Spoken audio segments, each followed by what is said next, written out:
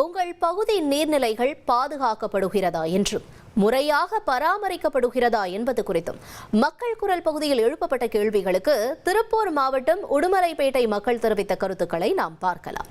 பராமரிப்பு நடக்குது, ஆனால் இருந்தாலும் முழுமையாக பராமரிப்பு இல்லை. அதாவது இயற்கை இப்போ தொடக்க காலங்களில் பார்த்தோன்னா ஒரு குளங்கள் தான் விவசாயத்துக்கு பெரிய அளவில் ஒரு வாழ்வாதாரமாக இருந்தது. ஆனால் இப்போ அந்த குளங்களை யாரும் முழுமையாக பராமரிக்கிறது இல்லை. அதே மாதிரி கிணறுகள் இப்போ மாதிரி இப்போ கிணறுகள் இல்லை. எல்லா பக்கம் பைப் கனெக்ஷன் அந்த மாதிரி இருக்கிறனால அந்த கிணறை யாரும் பயன்படுத்துறது இல்லை. அதில் குப்பைகள் வேஸ்ட் பொருட்கள்லாம் போட்டு அந்த கிணறு முழுமையாக ஆழப்படுத்தாமல் சுத்தப்படுத்தாமல் அது வேஸ்ட்டாக தான் இருக்குது. முறையாக தூர்வாரலாம் பண்ணுறதா இல்லைங்க. ஏதோ பேரளவுக்கு அவங்களுக்கு பில்லாகுன்னு சொல்லி போட்டு ஏதோ பேரளவுக்கு இது க்ளீன் பண்ணிட்டு போகிறாங்க. அது முறையாலாம் பண்ணுறதில்ல. ஒரு கண் துடைப்பு வேலை தான் அதிகம்.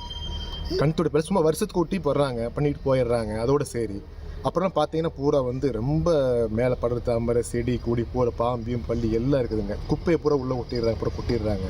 ரொம்ப சூழ்நிலை ரொம்ப மோசமாக இருக்குது. இது மழை காலங்களை தவிர்த்து மறுநாள் நிறுத்தினதுக்கு பின்னாடி உபயோகப்பட்ட பொருள்களை பூரா எடுத்து ஆக்கிரமிப்பு பண்ணால் இதை விட மிகச்சிறப்பாக இருக்குங்க. இது மழை காலத்துக்கு முன்னாடியே செஞ்சு பூரா தூர் வாரத்தில் நேராக அடைச்சிக்கிட்டு போயிருது. அதனால் மழை நீர் முடிஞ்சதுக்கு பின்னாடி ஒரு 15 நாள் கிளம்பி செஞ்சால் இது நல்லா இருக்குங்க. நம்ம ஊரில் பார்த்திங்கன்னா நிறைய ஏரி, 2 ஏரி இருக்குண்ணா.